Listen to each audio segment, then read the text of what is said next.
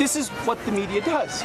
They take anonymous sources from disgruntled former employees, and then they try to slash and burn people. That is Defense Secretary Pete Hegseth. The location there, the White House South Lawn. Today was the Easter egg roll day. That's why you heard the music, saw the little picket fence behind there and all that other stuff.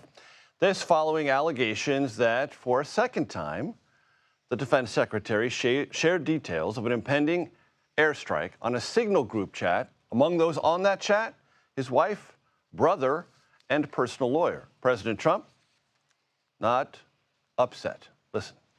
It's all just the same old stuff from the media. That's an old one. Try finding something new.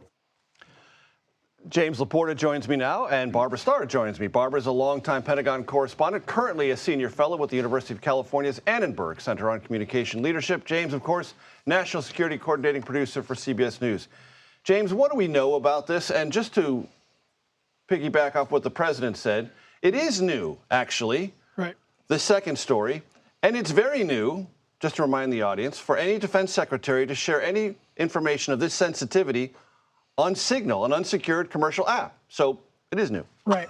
So the first time around with the Atlantic story was you had the principals involved that you would typically see in airstrikes involving the Houthis. Secretary of State, National Security Advisor, That's CIA, right. Director of National Intelligence. And their subordinates. And those are typically, so other than, Jeffrey Goldberg of the Atlantic, those are typically people you would see involved in those kind of airstrikes. Those would be people read in on this. Correct. Not typically on Signal, no, but they would be involved.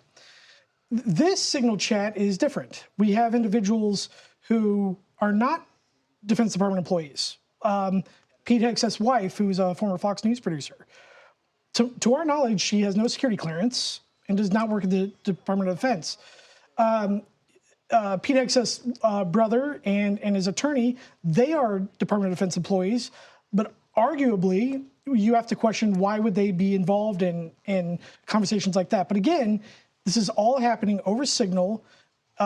These conversations shouldn't be happening. If you talk to military professionals, people in the IC, these are conversations that are more suited for the classified side of the house, what we call the high side or JWICs. You would have these conversations over top secret and highly secure communications, what we call SCIFs. Right. You would not be doing this over Signal. And briefly, for the audience's benefit, what did he talk to or share about?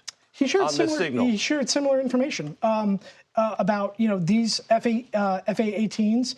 Hornets are going to be involved in the strike at this time and place. Similar information that was shared that we saw, come out from the Atlantic story. And to your experience and your previous reporting, had someone of lesser rank in the intelligence community or the military done this, what would have happened?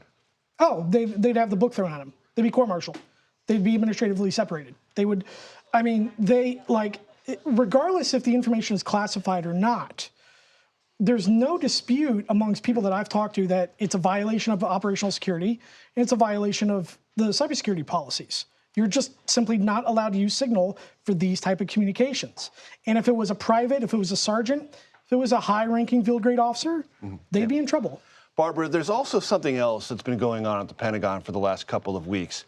And John Elliott, who used to be an employee at the Pentagon, a high-ranking person brought there by Pete Hegseth, has since been separated, wrote a scathing op-ed in Politico saying that there is a sort of meltdown going on at the senior ranks of the Pentagon, and it's disserving the president. It's a lot of drama. It's a lot of political drama. We see this in Washington, but let me make 2 points. Not to this scale. We have something like 5 senior aides that Hegseth brought in himself, now out the door. So that says something perhaps about his judgment about who he wanted to hire.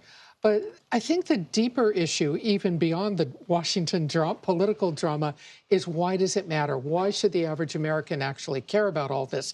And it is because it threatens national security. Hypothetical, but what if the Chinese got a hold and were able to crack into Hegseth's own personal phone, which he used in this case, and what if they were able to crack into Signal and download and look at his messages? That's why it matters. It's a lack of judgment. It's a Secretary of Defense who should know better. He served in the U.S. military. And there doesn't seem to be an immediate interest by President Trump to replace him. And I emphasize immediate. I circle back now to Washington drama. We've all been through these scandals. I think it's a fair bet that Hegseth could face the possibility, let me caveat, of potentially not serving out a full term. And you spent years at the Pentagon. I was there in the lead up to and the 6 months after the Iraq War. One of the things I picked up there is this continuity of leadership, continuity of communication, and trust and reliability in the senior ranks. It seems to me that, at minimum, is a bit up for grabs right now under this current leadership. Trust and reliability in the senior ranks, absolutely. Trust by Congress, trust by America's allies, trust by other defense ministers around the world that he needs to deal with, that he may want to have conversations with. Are they now going to be worried, as perhaps they should be, that their confidential conversations with Pete Hegseth are going to wind up in a signal chat on his own personal phone, possibly for the Chinese or any hacker to get into? These are the real questions. I think the fundamental question for the White House: does Pete Hegseth tonight still have credibility on the international stage, and does he have credibility with Congress, especially with the Republicans? Yes, with most of them, many of them, but you're beginning to see some cracks in that credibility, and that's where, cliche, the rubber's going to hit the road for him. Armed Services Committee Chairman Roger Wicker, call your office. Barbara Starr, James LaPorta, thank you very much. I appreciate it.